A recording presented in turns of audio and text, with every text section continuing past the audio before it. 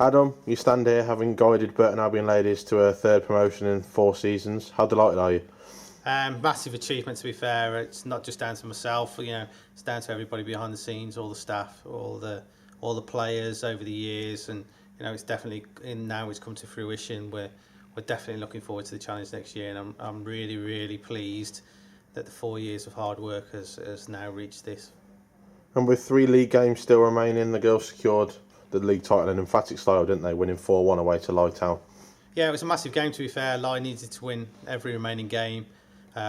We needed points, so to go in there and beat them 4-1 on their turf, and the girls played really, really well. So I'm really pleased in what we've done this year.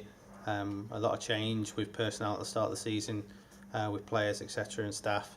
So to get ourselves to this stage of the season, with a few games left and a cup final, knowing that we're league champions, it's been massive.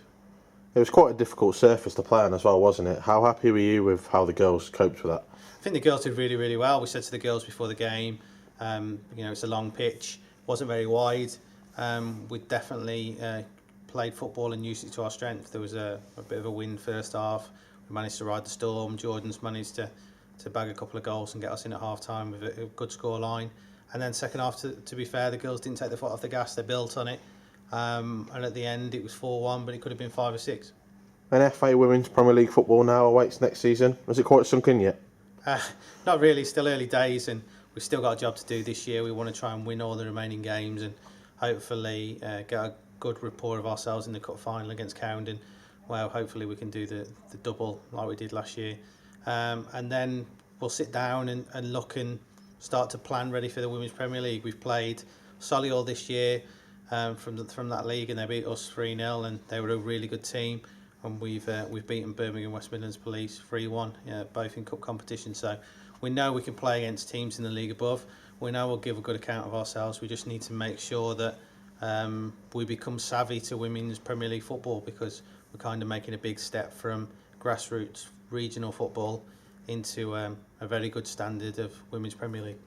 And as you say, the season's not quite done yet. Still got that League Cup final. Obviously, you won the competition last year. You aiming for the double again? Yeah, I think the girls now have looked at it, and we really do want to give a good account of ourselves in the cup, and get ourselves another trophy. Cowden will be a really massive challenge because they're a good group of girls, and they try and play football the right way. So it'll be a really big challenge for us. But it's whoever wants it on the day, and I'm sure as long as we turn up and give 110%, hopefully we'll get what we want out of it, and we'll be having a conversation about doing the double. And going back to next season, the Women's Premier League will be a big step up from the current level. What are you looking forward to the most?